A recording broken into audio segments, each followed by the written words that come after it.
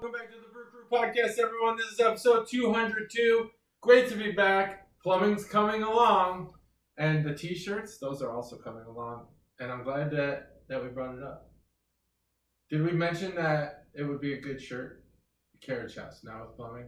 Oh, because the Carriage House Now with Plumbing is a thing that I am actively looking into. But like, you know what I'm saying? Like old-timey lettering, which complements like that sign that your mom made you, but like neon up and at an angle, now with plumbing. So yeah, so the foreground will be that. I haven't figured out the now with plumbing part. I actually kind of like it up below. Yeah. But the Carriage House bar, and then there's a little carriage that on the side my mom got. I think that's gonna be the main part. Now I need to figure out how I want to work this shirt. Should I just buy a shitload of shirts and have them at the bar and every person who visits gets one? Or, you know, it's like, how do I do it? Put them on sale. Put them on sale. $5. Have people have people pay. Because I would buy one. Make it high quality, but make people. It's gonna be Gildan for you. No, I'm just kidding. There's a wrong. Purposely not good. There's a reason why you don't put free on shit, because no one has any skin on the game. But like, if you want to sell a couch or something, sell it for $5. Sell it for, it might be worth $300. But you know, like we just sold an exercise bike, perfect condition, whatever, $200. And the guy came this weekend, bought it for $100, and he's like, "You sure you don't want more?" And my wife, no, like you're gonna better yourself. Like this is, you know, great. Don't try to profiteer off people. It's just one of those things. But back to this, I'm saying. It'd be very generous to give away these shirts, but I don't really. It may look like I have a lot of friends, but I really don't have that many. But like $5, maybe. Or you know, maybe I'll give you like an angel. Like I'll give you a bring a beer, take a shirt. Yeah, there you go. Give a penny. There you go, something like that. But it really is your shtick. It's my shtick. Offer, I would say, I like the t-shirts, just to make sure they're not Gildan. No, they won't be. They're intentionally not Gildan for you. Yeah. My wife actually we found this website that has 11 options. And she was like, "Oh, look, Gildan." And I was like, no. She's like, "But wasn't that?" I had this shirt. It was from Frankie's Wings and Things in Florida. Yeah. Cape Canaveral. It was like my favorite shirt for years until it was so thin. Yep. By the end that it was done. It was done.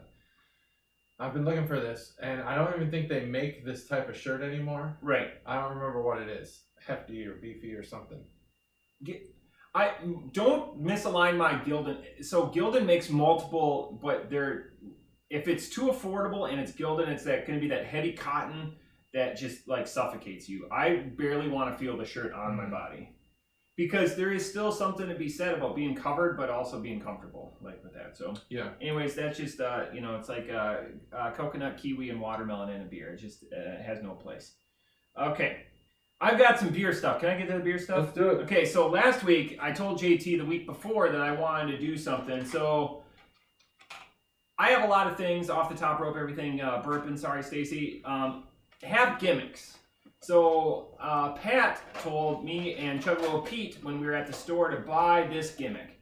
And Pat can tell me anything and I'm going to buy it. I don't care. I'll help him out. So it was a 6-pack of seltzers from Urban Artifact. And it's called Trick or Treat. And the gimmick with this is 6 mystery flavors, 2 tricks, 4 treats. What will you get? And they're all 5%. So it has cryptoids. So like cryptozoologists are individuals that study like Yeti or whatever, Bigfoot, Loch Ness. So all of these are cryptoids. So it had Mothman, Frogman, Goatman, just okay. So I asked my wife, I go, "Hey, do you want to have something on a Friday night, a couple Friday nights ago?" She goes, "Sure." And I go, "Let's get the kids involved." I go, "You guys pick what mommy and daddy are going to drink." And the only thing it has on the can, I still have a couple of them left, is the cryptoid that's on the can.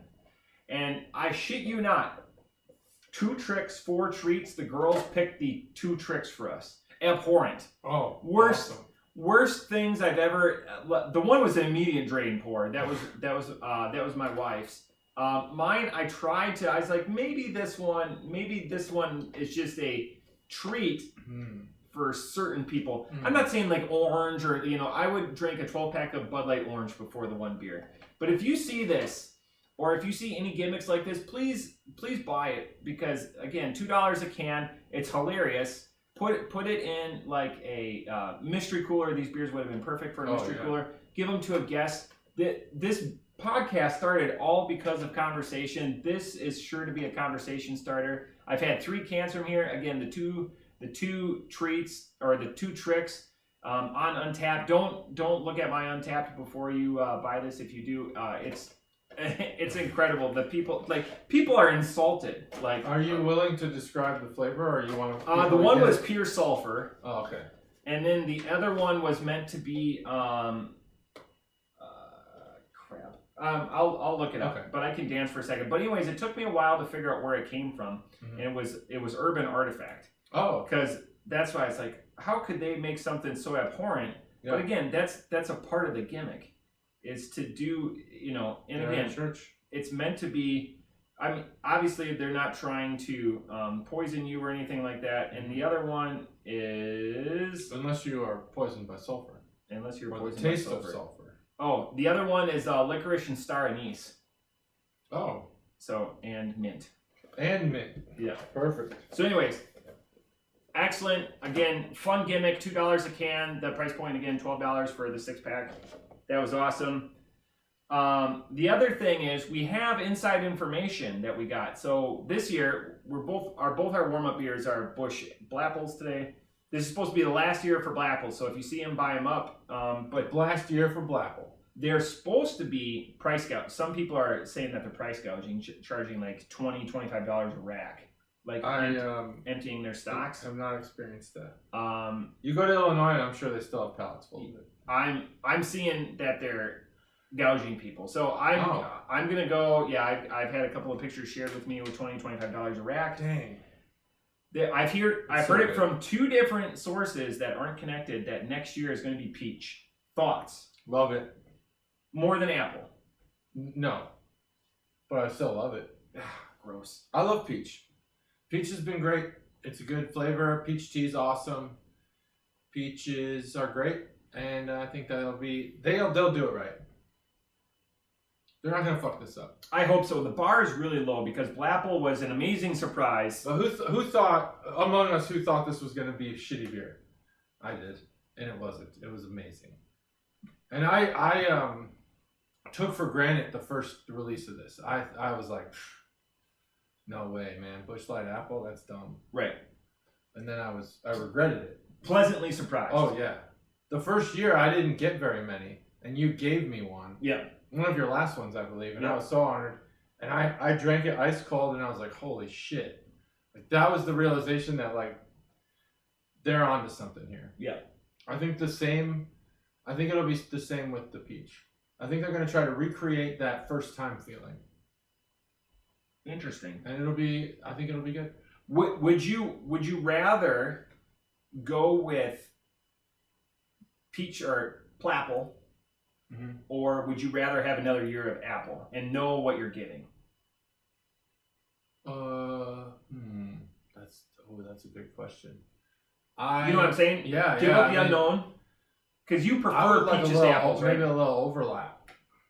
Maybe they should do like a safety. Yeah, a safety. Like cut it in half, and then for each store that gets a pallet, half of it's apple, half of it's peach. See what sells. Okay.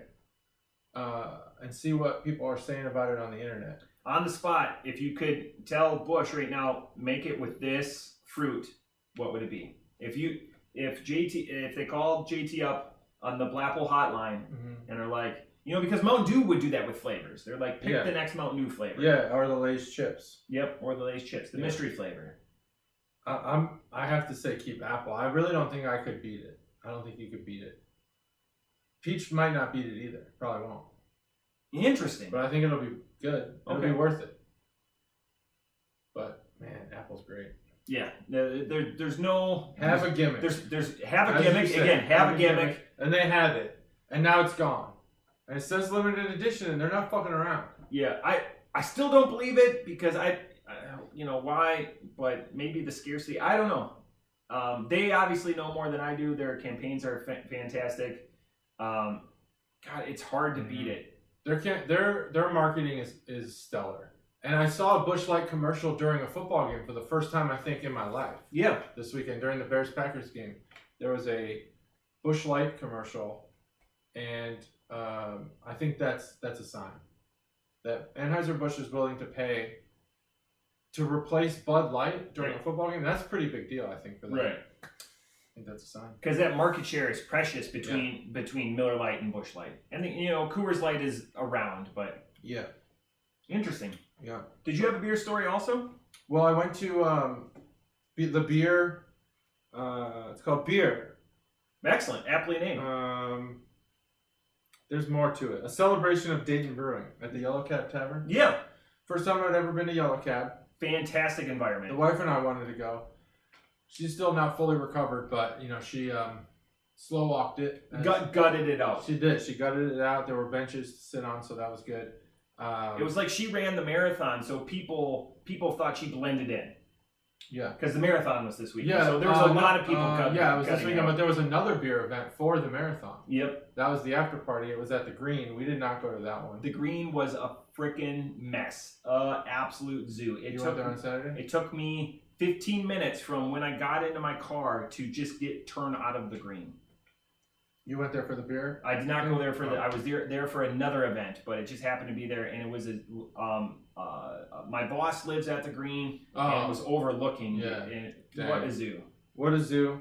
It was also a zoo at Yellow Cab. I saw some things. I think that's the charm of Dayton, is that they're starting to build up downtown. Yep. And so now you get to see downtown things. Yep.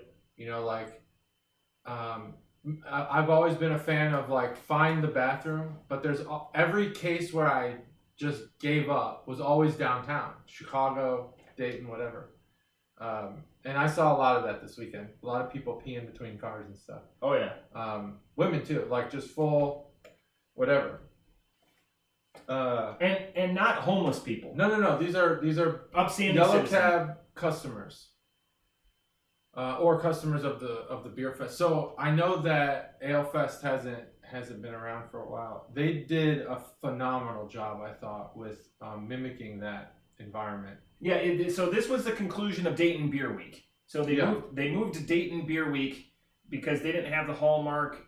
They were waiting to see on a couple of things, a lot of vendor relationships, and they just happened to move all of these events, and they came, to a quorum with a lot of the policy brokers for downtown Dayton, and they actually agreed on a week, and it helped that school was in session too, as opposed to school just getting in session. Oh, okay. And yeah, so there was 18 brewers there. I thought it was phenomenal. Loose ends. I had loose ends for the first time, and I think they're impressing people. Did you see Little Fish at all? Yeah, Little Fish was there. That's the because when you talk about the revitalization and gentrification of Dayton, Little Fish is one that it's just, this is their second location within the state of Ohio. They took an otherwise under-occupied building and now they're building it back up. And that Second Street Market area is fantastic. That's a great location for them too, because I love that area. It's just down the way from both the stadium, from Barrel House. And then a couple of restaurants and bars in between those two locations, and DBC's right there, so it's an amazing brewery. Another 150 yards, you could even throw a warped wing into that area. Yeah, Second Street Market is awesome. Interesting you say that, because Cobra and I, the last Ale Fest we went there first. Yeah. And then that's where I had one of the worst Bloody Marys in my life, because they used olive juice instead of pickle juice. Well, they used to have a Colombian place and a Cuban place, and the Cuban sandwiches were pretty good. But anyway, that's not beer. I also met the Fifth Street guy, the head brewer, I guess, and he was really into it, and I was appreciating his positive attitude. I was getting beer at the Yellow Springs, which I really didn't want to waste a token on, but everyone was lauding one of these beers. I didn't think it was that great. But Fifth Street had an acidified Pilsner. No, was it a Pilsner? Yeah, acidified Pilsner with lime. It was weird. So the interesting thing with the, to bring it back to beer, with the new brewmaster. That's beer. Huh? That was beer. Yeah. to bring it back to Fifth Street. Oh yeah. Is the brewmaster that had been there the entire time since it started, besides the first 6 months, wanted to pursue other activities. So they sent a nationwide search out to get somebody that could fulfill that role, but also had limited salary requirements. Yeah. So like, almost clipping coupons, but their demands were so high. And especially in this world, in this area where the demand is super high, there's tons of jobs in a lot of markets, but not a lot of people to fill them. So then how do you differentiate yourself? With that, they really threw together a shoestring budget to, bring this individual in. And I think Kevin came, it was a Colorado brewery where he was the just under the assistant head brewer. I think you talked about this. Yeah, it was Colorado. Yeah, the assistant head brewer for, which it'll come to me, put it up on my list. But it was a while ago that we had to vote on this. But anyways, really, he had a bunch of unique ideas, and that's what they wanted to differentiate themselves, like Toxic did for a while. But so hearing about this acidified Pilsner, I'm not shocked at all. Yeah, it was weird. I wouldn't call it good. I wouldn't call it bad either. Yeah. I guess they're differentiating themselves. Toxic, I'm gonna say Toxic's can art is unbelievable. It's so good. I wonder who produces because I don't think they do it on site. They have to do somewhere else. I wonder if they rent a line. There's no way that they. I don't know. Yeah, they've got to rent a line somewhere. Because there's a big area of Toxic that's hidden. Yeah. And maybe they're brewing beer back there, but that could also be a kitchen or something. I mean, like bottling and packaging. Oh, bottling. Oh, yeah. They probably have a line somewhere. But man, it was really good. It's good. It was all other than Warped Wing, Yellow Springs. It was mostly brewers that I hadn't been able to try yet, so I was really happy with that. That's my beer news. So, what was the price point to get into this event, and what did you get for it? Yeah, so it's typically $3 per pour. But if you paid $20 in advance, you got 8 pours and a free glass. So if you came in and didn't prepay, you don't get the glass, and it's $3 a pour. So you save $4 and get a free glass, basically. Okay, so there's a cost savings. Yeah. So there was a cost savings, and it's free to get in. A good pour. Yeah, I mean they filled it, and so I actually found out that the glass they give us smaller than the 4-ounce glass. Yeah. But the cups were like 5 or 6 ounces. So I just put the glass in my pocket and used my tokens for the cup. Yeah, because I like using those. I want more. I like using those glasses as like next to a bathroom or whatever. The unfortunate thing is they are glass in the middle of the night or something like that. Mm-hmm. Glass shatters or whatever. But that's why I like the utility, or great glasses when we do bottles around here. But anyways, that's it. So a win. Do it again. A win, definitely a win. Do it again. Now, if there's an Ale Fest that ever comes back, it will be in a direct conflict, just because they're so similar. I don't know that we need 2 of those exact same events. But if let's say they're a month apart, is that too close? Maybe. Now, Yellow Cab was exclusively local, whereas Ale Fest had some things from. What do you think outside. of the bar Yellow Cab? I only spent a couple seconds in there. I thought it was awesome. I liked the parking lot situation they had going on. That was cool. It looks like a cool bar. Apparently it's like the largest stage what did they say? The largest live stage in Dayton, I think. I could see it. I mean, there's places I haven't been to. Yeah. Not like tent, because they also had a stage outside. Yeah. That they tear down, but they have a permanent stage inside, which I thought was pretty cool. And someone said, "This is the largest permanent stage in Dayton." I was like, "Really? That seems like small." This is the largest beer podcast in Dayton. It is longest running. Longest for sure. Yep, always the longest. Awesome. So for our first beer for it wasn't primed is New Belgium, which we've only done in 403 beers. We've only done New Belgium one time. Well, they're little guys, Yeah, they're little guys. More beer. They're from Colorado, a state that I just learned existed. So go for the crack. Yep. 3, 2, 1. This is Atomic Pumpkin Spicy Release. This spicy. is a 6.4% pumpkin ale. And I wanted to go into a little bit above, because we talked about Bells and everything. So you can find out more about them from New Belgium. I recommend going and checking out their story. New Belgium is one of the OGs. They started in 1988. Whoa. And it's funny, everyone knows them for Fat Tire, or what's their other big ones? Put you on the spot? Yeah, it's New Belgium. I know it. It's If you look at the artwork, that'll give you, or the side of the can. Yeah, Voodoo Ranger. Voodoo Ranger, that's another big one. I knew that. So it started by two individuals that were huge into cycling, Kim and Jeff. They started with Belgians because, again, New Belgium, there wasn't any market share in the U.S. for that. And when they started winning their gold medals in Denver, which, again, weird city in Colorado that I just found out about, they were entered into other categories because they didn't have a Belgian-specific category because they started winning their gold medals in the early 90s. They just started, so the 90s were good to them. They had amazing growth. The pictures online, it's all bullet points, so it's very simple to get through, like 6 or 7 minutes. I do yourself a favor and go check out New Belgium. They started doing sours in 2000, way ahead of the curve. Oh, way ahead. They started their own oak foeder program in 2000, and they were employee owned until 2020, which I didn't know. I thought like Kim and Jeff still owned it. I didn't know that either. So the employees had to vote to sell to Kieran and to Lion, and they all did, but all of them still, because they had an ESOP, an employee stock purchase program. And Jeff and Kim owned most of it, but the employees still, 400 plus employees, they voted to sell. Damn. So I'm sure they did handsomely. Of course, they're not going to put that. But the reason why they went with Lion, or Kieran, as we know, for beer, is they vowed to continue their environmentalist traditions. Fat Tire's the first carbon neutral beer produced in the United States. Mass produced, I'm sure there's a couple of little ones.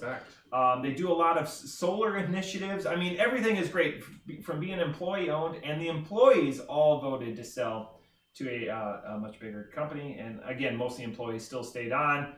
We've lauded them, and this was January of 2020, so right pre-COVID, maybe they had a little incentive or foresight.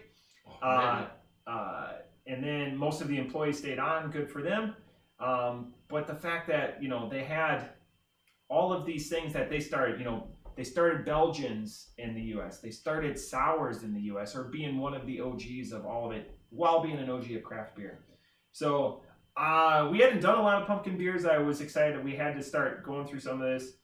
So again, this is New Belgium Spicy Atomic Pumpkin, 6.4% spicy pumpkin ale. Well, that was a lot of awesome background information.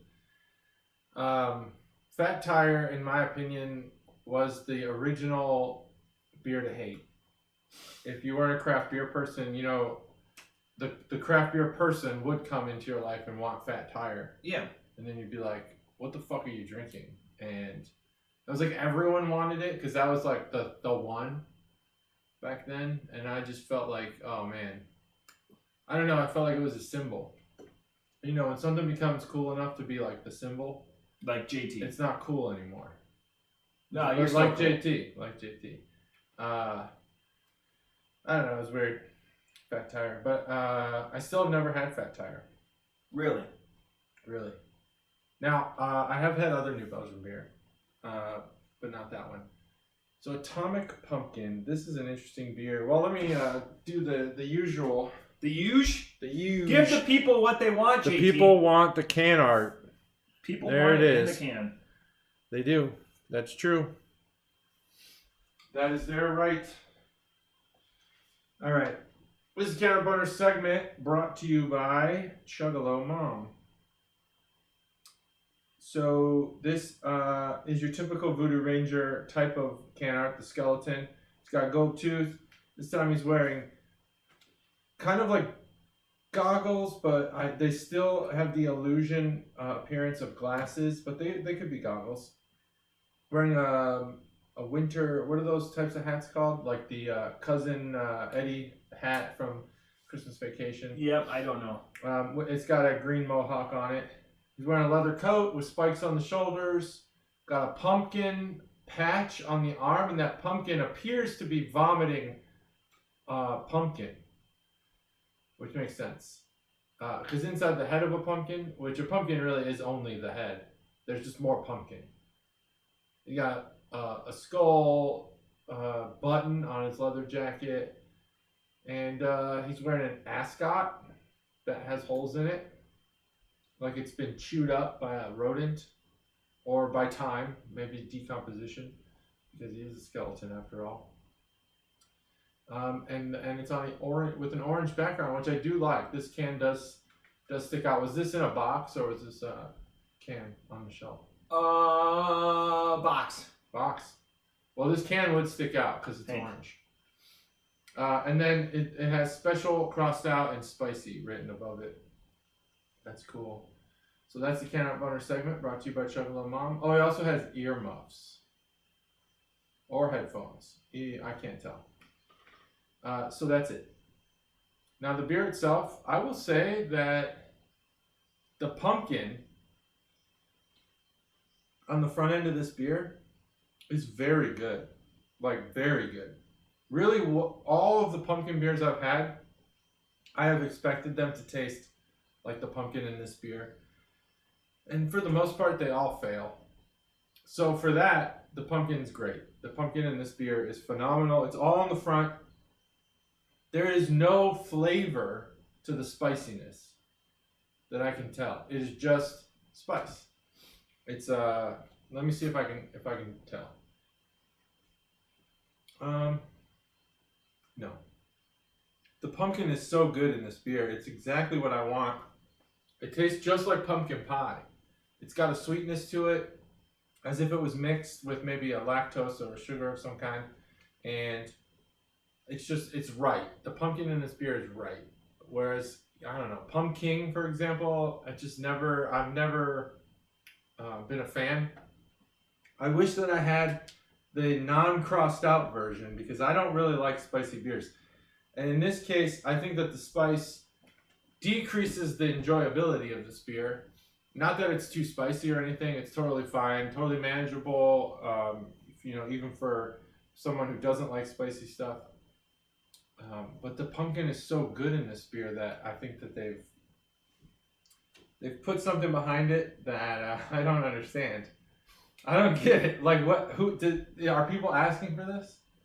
Spicy pumpkin? Like spicy pickle makes sense. So they've done this for multiple years. This is not this spicy pumpkin. Yeah. Oh, I didn't know that. Yeah. I'm not clear that I understand. Same thing when the first spicy beer I had was a spicy Christmas ale, and I was like, what the fuck? Like, who asked for this shit? It had chili pepper in it, and I hated it. I hated every minute of it. And I was at Randy Orton's house, and like for that day, it was hot in his house. I'm not sure if he's cheap on the climate control, but that day he wasn't. It was, and I was sweating and drinking a spicy beer. I was like miserable, so that added to the effect. I'm not miserable now, so that's benefits New Belgium on this beer. But I have to say, like the pumpkin flavor in this beer, as far as pumpkin beers go, they've nailed it, and that would probably be 4 or 5 or more. But I'm at a 3.75 on this beer. It's enjoyable, but I just don't get it. I don't understand it. Maybe there's a market for this. The spice has no flavor, so it's just spice for the sake of spice. It's interesting because I'm 80% of the way done with the can. For the longest time, I thought it was just baking spice. Like a lot of baking spice. Like if you have like a bunch of cinnamon, if you do the cinnamon spoonful challenge, it has the same spiciness, if you will, without having like that capsaicin heat. There's a difference between spice and heat. This is spice. There's no heat or anything because this is all the back of the palate. There's nothing in the front. There's no pain. No one's writhing. I was in a chili cook-off on on Saturday, and I was with a bunch of people that had, spice. There was a little bit of pepper, a little bit of salt. I brought a chili cheese dip that I doctored up, and people are sweating balls and stuff like that. So maybe they would think this is spicy. That's something where my tolerance goes extremely up is with heat, with spicy heat and hot foods and peppers. This is something different where it's almost like an herbaceous spice, like again, cinnamon, nutmeg, the flavors that are tangentially related to pumpkin pie. So that's the pairing. I don't know if they're just trying to more spice is better. Off the top rope, it's really enjoyable, but you couldn't crack this beer in April and also think it's enjoyable. There's a time and a place for this beer. Good beers transcend time, I really think, with a few exceptions. Pumpkin beers are one of them, or a yam beer. They might use yam because yam translates better into a liquid form than pumpkin form does in some of it, just because of the sugars. Off the top rope, I give this a 4.25. All right, fair enough. It does say Chili's on the side. It would be interesting to have this because these are the one types of beers that I always want to have on Nitro. I want to have pumpkin beers on Nitro. Nitro would be to so good. Amp up like that savoriness. I bet DBC has that because of all the taps they have. I bet they have it. They could Nitro a couple of lines or whatever, but more. It's hard. No one's ever drank a beer, and I challenged and said, you know what? I'm done. There's too much pumpkin. Yeah. I don't think I've ever heard of that. No. I've not heard of that. It's like Bud Light Orange. There's too much orange. You don't get pumpkin in this style of beer much either. In like an ale? Pumpkin ale? Yeah, well, I guess you do then. It does sound like something I've said before. But stouts, I mean, that seems like a more pumpkin-y. I wonder. Yeah, maybe pumpkin ale. I'm probably full of shit right now. No, that's maybe it's just something you don't see and wish you saw more of. I do wish I saw more. I wish I could have this beer without the spice. I want that. They do make it. It's just I just happen to see. I wonder what it's called. Maybe it's just a atomic pumpkin. Just not the. I feel like the atomic part's the spicy part. This next beer is a special one. All right. A special one, and it's a very similar colored can. No offense to New Belgium. That's going to get. Did you just have a hot take? No, you said this is a special beer. Well. This is I will get to it. Okay, I see what you're saying. Yeah. This is from Athletic Brewing Company, and this is a Free Wave Hazy IPA.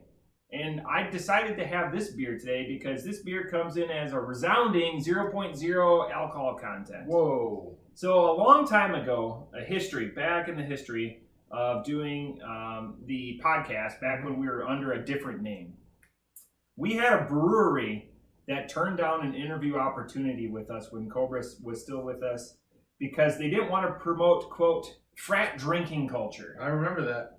And this is I don't need to name them. They know who they are. So maybe we have some of the joyous spirit that's surrounding having drinks with girls and guys and our friends. But this just proves that we don't have to have stuff that's alcoholic. We're going to try a non-alcoholic beer. This is the first one we've done on the podcast. I'm fairly confident in that. Yes. And you can find out more as we enjoy this from Athletic Brewing. This is not primed either. Oh, this is really not primed. It's really not primed. I have to go again. Oh, goodness. Okay, I'm ready. All right. 3, 2, 1. Okay. You can go to athleticbrewing.com and find out more. So the interesting thing about Athletic Brewing, when they started, I've not partaken. I don't remember the brewery. I'm trying to think of it. Doesn't matter. I'll figure it out. So I'll buy you some time. So it's not important. I did a little bit of research before I had this, and at athleticbrewing.com, they're a vegan, award-winning, non-alcoholic beer company. They don't produce anything with alcohol. And it's meant to, it's targeting people. They're sponsored by all the big fitness and triathlon, like USA Fitness, USA Triathlon, all the big, they've been on the Today Show. You're not going to see a lot of these other breweries that we do on the Today Show, like promoting fitness and awareness. And it really is not the alcohol that's associated with it. That promotes other things. It's more so like the carbs and everything that are associated with beer. That's just my opinion on the fitness side. So like when you see like Mick Ultra or Miller Lite, everyone's saying less than 3 grams of carbs. Right. It's not the alcohol. Everyone, because you can make like a 12 ounce. Fuck, there's vodka. Vodka has no carbs, but 40% liquor is what does it for you. So again, I kind of shot myself in the foot there, but you'll understand. They have 2 breweries. One in Connecticut and one in San Diego, and that's how they started. It's not like they built one, proved it. They did it from 2 different locations, which was unique. From the start. Yeah. And that's crazy. So they do, it's not just IPAs. They do the whole gamut of what you would expect for a craft brewer. They just have a few that they offer year-round. And Free Wave, the hazy IPA that we're consuming today, just happens to be one of the 4 that they offer year-round. But they do a bunch of seasonal. They'll do sours, which would be interesting. But it again, depending on how we say about this, and I do want to say, even though I've had a taste, the reason why they started the company is the other non-alcoholic brewers that were out there, they were tired of like O'Doul's and Sharps are 2 that I think of that are offshoots of the big guys. Sorry, Stacy, is the big taste that they didn't like was the metallic taste. So it's interesting. I should have said that before we cracked the can. That was interesting. But so anyways, Athletic Brewing Company, Free Wave. So popular also with pregnant women. Very popular. I didn't know that. I know that just from craft beer groups that are like, hey, I'm looking for this, and my pregnant wife is a beer drinker, and she just really craves something. Because there will be the women that will have like a glass of wine here and there, during pregnancy or whatever. But then there's the beer drinking women out there during their pregnancy that want something that, reminds them of, their old favorite or their old standard. There's so much there to talk about. There's the can art. I'm going to spin it not slow. Interesting. I openly wonder if you got pulled over driving and had this as it says on it, non-alcoholic brew. Yeah. I'm wondering if they can touch you. That's a good question. I wouldn't say it, but like if we have any like legal experts out there, and you're watching us, comment down below. Yeah. Stev, you're not a legal expert. I know you'll comment down below, but maybe you have like Uncle Matt or something. Can art bonus segment brought to you by Chuggalo Mom. It is some hills and maybe a valley of some sort with a river going through it. Or maybe that's a trail, because I read on here that 2% of all beer sales go to restoring local trails. It doesn't look like a trail. It looks like water to me. Probably could be a trail. I mean, I don't know. Probably the mud trail. You know what I mean? Oh, the mud trail. Yeah. I don't know. I don't think they're mud trail kind of people. Okay. But what kind of people are they? I don't know. Near beer contains less than 0.5% alcohol by volume. That's what it says on there. Also, it says 70 calories, 16 grams of carbs. So that is going to be how many grams of IPA carbs? Specific, I believe, 16. How do the low-cal beers go with like Dogfish Head and? Okay, so like Mick Gold or Mick Ultra is 2.6. Yeah, but those are light beers. Miller Lite, but so like light pilsners, like Lighthearted. Lighthearted, yeah. Is 99. 99 calories. But it's 2.9 grams of carbs. 2.9 carbs. Well, this is 16. So this is not for the keto friendly. How can you? 70 calories is so low though. If you're calorie conscious, I would rather. That's what this is. I would rather work the 29 calories off before I would do the double digit, because like keto, to knock you out of ketosis, I think is 30 grams of carbs. But some people aren't in ketosis. Some people they need the carbs. They use the carbs. Yeah. So this beer might be for people using carbs as energy. Whereas, Interesting. I'm glad I didn't read the can. I'm shocked by that number. Yeah, I was also, when you were talking about, because I do remember always thinking like, wow, there's so few carbs in these beers. Yeah, light-hearted. The light IPAs, Dogfish Head, lighthearted, and the slightly mighty, and maybe even the new one like Mathlete or whatever it is from Rheingeist. I can't remember what their low one is. It's got 0 fat and 1 gram of protein. So if you are keto, what is it? Protein trumps carbs. So really, there's 15 carbs in this. Is that how it works? I can't remember. Oh, okay. So sorry. Lighthearted has 8.7. Okay. 8.7. That's still half, nearly half. Yeah. Of this. But that's okay. There are different types of athletes. Some of them want carbs. I can spell athlete. Can you? Yeah. I don't know. That seems like a tough word. A. Mm-hmm. Let's go every other letter. All right. Well, Free Wave is also the name of this, so it's probably water. It's hard to tell. I do like that they're restoring trails. One great thing about Southwest Ohio, and the Dayton region specifically, is the bike trails. They're phenomenal. And I've only ridden just a limited amount. I hear that from Cincinnati all the way up through like Troy is amazing. You could do the whole thing. It's all paved. There's a section in Kettering where it's not a trail as much as it is a bike lane. But other than that, I've heard it's just all trail. It's pretty great. Yeah, I mean, people hate on Ohio, but it's a pretty great place with their bike trails. If you like biking, and beer is great here. So brew without compromise. Well, yeah, I guess that's true. So that you said they do make. Well, that's the can out bonus segment. Let's close that out. Brought to you by Chuggalo Mom. So I just looked up Double Two Hearted because Double Two Hearted was my beer of the year last year. Look at that. It's all available in Indiana. No freaking love. Nothing in Ohio. Nothing in Ohio. What the hell? Those jerks. I'm gonna have to stop on the way. Bell's has a wide following here. Love the Double Two Hearted. I see a lot of Bell's hats. Do you see a lot of hats? I see a lot of hats. No, but you were just at a beer festival. Well, no, outside of there. Just regular, walking the streets. Like at church? Like baseball and stuff. Maybe Dragons games. People wearing Bell's gear. A lot of Bell's gear. Like bell ringers? And I've never had the chance to get Bell's gear. So they're getting it. And I'm around beer a lot.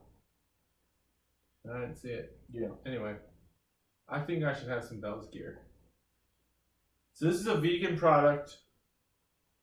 It is, I think that's interesting that they're in 2 places, Connecticut and California. You couldn't be further apart unless you were maybe Maine and San Diego.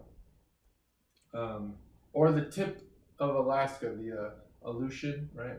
Islands, is that it? Or yeah, the Aleutian are the ones that go, like that's where all the way to Russia or whatever. Sarah Palin could see Russia from her backyard. Yeah, and they're having real storm problems right now. Oh, fuck, Puerto Rico. Did you see that? 100% without power. Whole island. Oh, that's the other side of the world, country. But Alaska's having some storm problems too. Yeah, I just love my time in Alaska. Is it possible that you could see Russia from Sarah Palin's backyard? No. No? Okay. I wasn't sure. Russia's Alaska's very expansive. Yeah, it's expensive, but the horizon's 22 miles. I forget as all sailors know. I forget the island that we used to hop over. Long story. More of a military one that we can talk about off air. Oh, okay. I think people are interested, but I'm also interested. So this beer has an interesting Oh, sorry, Stacy. I'm trying to think, like, if you gave this to me and I didn't look at the can first, where would I be on this beer? Like, what would I think about this beer? And I don't really have any non-alcoholic beers to compare it to. Oh, I do. Okay, that's good. I mean, I could compare it to O'Doul's. I've had that, but I don't have any IPAs that I've had. I think I think this is a good beer. If you're a pregnant woman, I can't pretend to understand what you're craving, but if you're craving hops, you'll get it in this beer. Will you get a great IPA? Great, maybe not, but you'll get a good one. I think this is a good IPA. It's got a dustiness to it, and it leaves my tongue a little dry, which is unexpected, I think. But it's a hazy. It could be a little wetter. But I think it has a good hop flavor. It's certainly thirst quenching in some regard until your tongue dries out. Certainly. And for a non-alcoholic beer, I'm pretty surprised. It's that dustiness. I can't quite pinpoint what that flavor might be, but it might be just that space that's left, void from the alcohol. I don't know.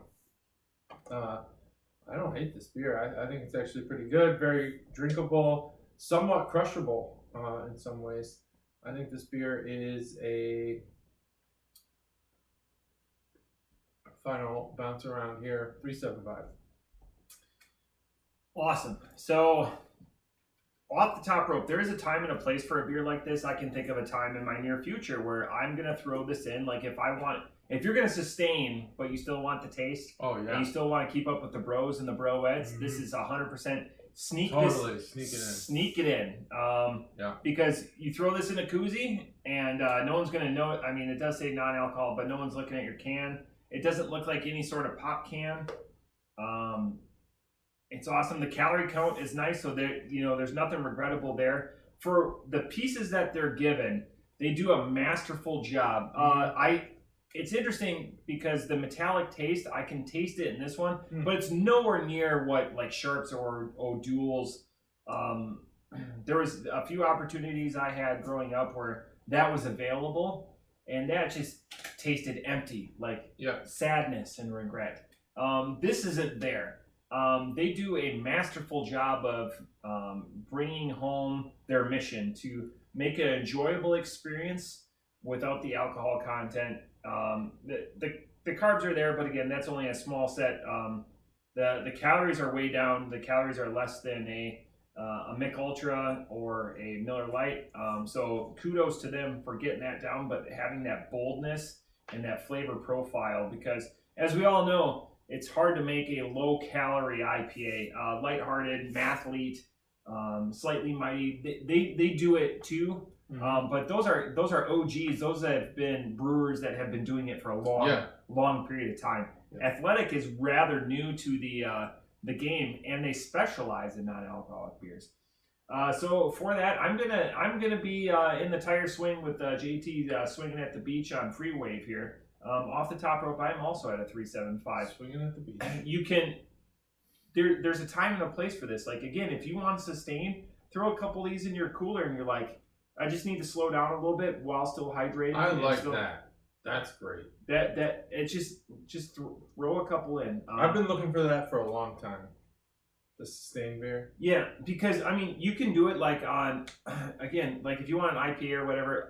Lighthearted's only 3.2%. That's a percent. Unless you're in Minnesota, that's a percent down from your Miller Lite, Bud Light, which are 4.2, 4.5. This is a 0, so like again, you can sustain on it, and it still has that. So if somebody like, you're not drinking beer, here, taste it. Oh, okay, this is God help them if they inspect the can, but more than likely, if they're gonna do that, they probably can't read. So why are you like what? People, that's just like policing who's getting the fun drunk. Police. Yeah, come on, people, just like enjoy yourself. Enjoy yourself, and then that's it. That's all you need. You don't need to enjoy. You don't need to make sure everyone else is enjoying themselves, unless you're the host. But if they're drinking an alcoholic beer, they want that. They're enjoying themselves. That's all. And again, a big FU to the people that just said that we promoted frat culture. And I know we're only 2 weeks post our rally, but there was a lot of conversation that erupted from that. And everyone had a good time, and everyone was very responsible. It's like Stone Cold Steve Austin said, the most successful gimmicks in wrestling are just yourself turned up to 11. And I feel like those opportunities allow me to turn myself up to 11. I can't speak for anyone else at the table. I mean, heck, Stev was down to a tank top for 72% of that. So again, that's just him turned up to 11. Yeah. But I did have a question for you. It looks like you have something. I had a question for you. Why don't you go ahead first? Okay. So I cracked a beer that this weekend that anytime I see them, I always look either on my phone if I had them before, or if it's an enjoyable one, I always do it. And that's a brewery. So it comes with the punt, like the bigger sours. Oh, okay. That's something I always buy. Is there a beer that if you see it, you at least always consider it? Like it could be like a special, but like, the brewery. So the brewery comes in a wide bottle with a punt. Sorry, Stacy.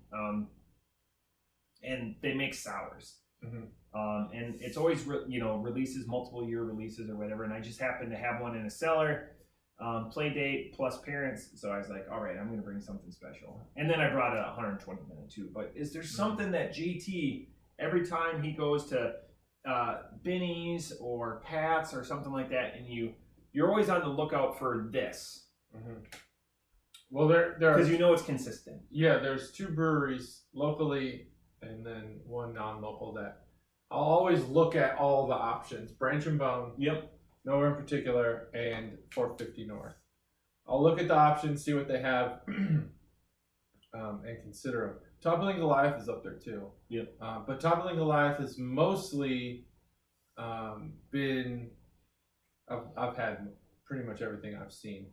There's some new stuff that they're getting here. So, but anyway, that's why I look. So yeah, those brewers. I'm with you on 450. I just had a new 450 on Liquid Gold. Oh, okay. That's all right. Liquid Gold. Again, everything on 450 is compared to 450. Yeah, right. It's on its own level.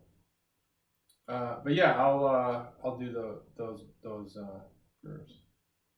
That's it. So the local 2, so Branch and Bone and Nipcock. Yeah. And then 450. So we're very similar on 450. Yeah. Again, it's awesome to. Everyone has, and even though we've done this for 5 years, everyone has their different. Like, I will always pick it up, and again, the price point is always shocking. I took the wife. I was like, hey, let's go there before we go pick up the girls and introduce her to Pat and everything. Set up that relationship, and then I was like, hey, whatever you want, just throw it in my flat, in my box or whatever. But yeah, it was nice to. Again, and then I razzed him about this. Anything else other than 450 for you? Yeah, again, the brewery. That's their name, the brewery. Yeah, the brewery. Oh, okay. I that wasn't registering to me. And then I'll show you one. Toppling Goliath is always up there. Like you said, unfortunately, they don't do a good job of releasing all of their special ones around here. But I'm looking up the brewery right now. Here's an even better. Here's another question for the same question, but I've been trying my best to hang out with people and the brewery Tyrrell. Oh yeah, I remember that. The big punts, yeah. And so some of the people that I met at my most recent job, we've been hanging out, and they're beer fans. But they're not as knowledgeable or as seasoned in buying beer. One of them brews beer. Oh, okay, excellent. Yeah, it's excellent. And the other one's from San Diego. It just got here a year ago, and just kind of needs reintroduction. So I have been bringing one low-cal IPA, typically slightly mighty, but I'll go with lighthearted. I always want to say half-hearted, and it works. It does work. And I've always been giving Toppling Goliath. Now I haven't really been staying too local with but when you are going somewhere, you talk about this often because you have a lot of people you're meeting through your kids. What is your go-to introduction? Oh, with that, just like you're like, I'm gonna impress these people with my beer knowledge, but I'm also gonna give them something, not knowing who they are or what they like. I'm gonna give them something they'll probably be able to sink their teeth into.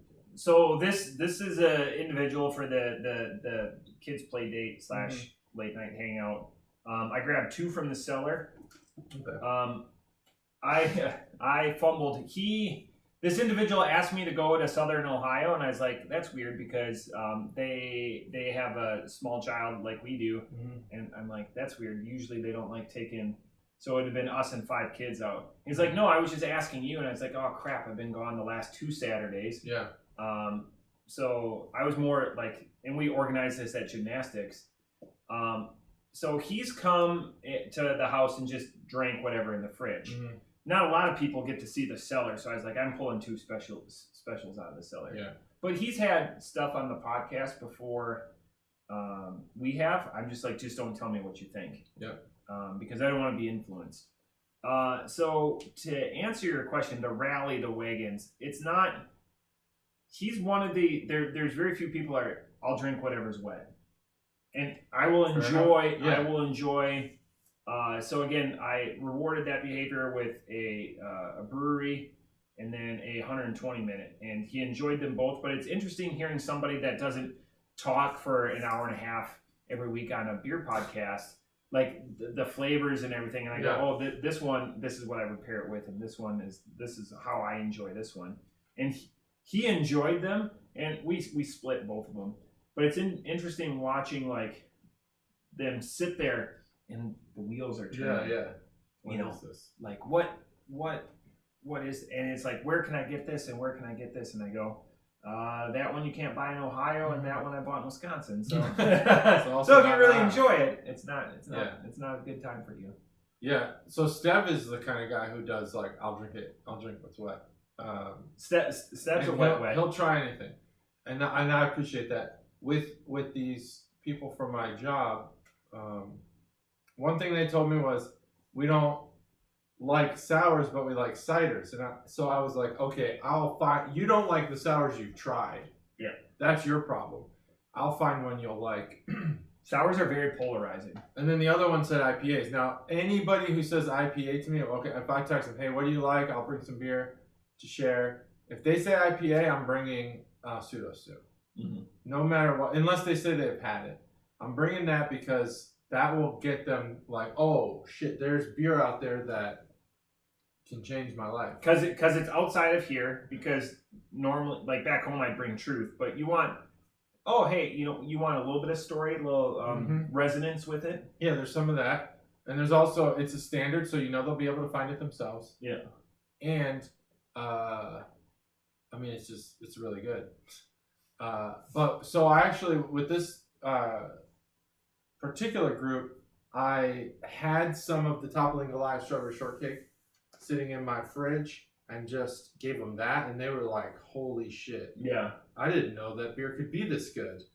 So that's good. So I think I'm gonna probably stick with those as the go-tos, and then once we form this understanding that I'm a little crazier than they are, then we'll start getting into things like Athletic Brewing. Like places they've never heard of. Right. Well, hopefully the San Diego guy. I mean, if Athletic has any sort of presence in San Diego, or if they're just a production brewer only and don't have like a front of house or anything like that. Yeah, maybe Athletic wasn't the best example, but obscure stuff. Yeah. No in particular. Melvin. From the great state of Wyoming. Wyoming. Wow, I messed that up. Well, I have a list here. It could be going over, or we can skip it. It's just, who do you think has the most expensive beer in the NFL? And I have the list of probably the top. I mean, it's probably all of them, honestly. I think I'm only missing a couple. And that's just because I didn't scroll down far. Most expensive beer, God, I want to go Dallas. Because everything's expensive. That's a good guess. I probably would have guessed somewhere in California. Or San Francisco. Because of their prices. But no, the most expensive average beer is in Philadelphia, $14.67 per beer when you go see an Eagles game. But but my answer would have been probably right. Because the second one, not right, but almost right. Santa Clara. Rams Chargers. Oh. They're tied for second at $13.75 per beer. Is it at least a big pour? I would hope so. I'm guessing they're all 16 ounces. There's a lot of lashback. Speaking of NFL and everything like that, do you tip when the concession person brings you nachos and a bag of peanuts? I do, but now I might not, because after, call me a curmudgeon, but people pointed it out, like, you're going to them to get food. It's not like they're bringing it to you. Oh, if you're going to them, no. I've always tipped, and I'm not going to now. I'm traditionally the guilty tipper. I'll tip everybody. Because it's there. I just don't like it. And now they're getting rid of the 15% tip on most machines. It's starting at 18. Unbelievable. My in grandpa Canada, was so pissed. In Canada, the 18's even gone in most places. Let's stop tipping. That's what I think. Let's not tip. It starts at 20. Let's just give people wages and stop tipping. I fucking hate tipping. But again, I do it all the time. a ball game where I have to leave my seat and come to you, and all you're doing is bringing me a bag of peanuts, I'm done. I think I'm done. I got to be done too. So I've had my wife's Call me a curmudgeon. I have, like, we know some of the places that we frequent will have the tip option even when you're ordering at the counter, and I don't understand. I know why they do it, but because my wife's better at just saying zero. And I'm always like, fuck it, I'll just tip them because I have to. I feel guilty about it. I understand when you couldn't have like stuff open during COVID and you only did carry out. Mm-hmm. Okay, I understand a little bit there, mm-hmm. But now that most places are open, if I'm just going and like, I'm coming to pick it, okay. But, like, at a game. Like, yeah. If you're not actively you're just grabbing me something, like, I could easily grab and... It's like a grocery store. You tip at the grocery store. Hell no. It's the same, again, you're going there. So, Packers are $9.50 on average, and the Bears are $8.80 on average. Just thought I'd throw those out as our two teams. That's it. Beer's expensive. Where's the cheapest? On here, Texans, Vikings, Colts, $8. And I believe I scrolled far enough down to see all the teams. A lot of ties. So $8 for the Texans, Vikings, and Colts. That's what you're paying at a bar. The Cowboys are $9.50. They're tied with the Packers. For your guess. Awesome. Mm-hmm. Expensive beers. That's hopefully they're a big pour. For like I'm guessing that's a domestic, ounces. 16 ounce domestic. Yeah, it's domestic. It's not a yard of beer. Sweet. That's it. I mean, that's episode 202. 202. It's been great. Has it? I'll be excited for 303 because there's a rap group named 303. 303. They're fun. They have a lot of fun songs. You ever heard them? Yes. Yeah, like the Helen Keller one. Like Jib Jib Jaw. That's the one. 202. Thanks for joining us, Brew Crew Podcast. See you next week.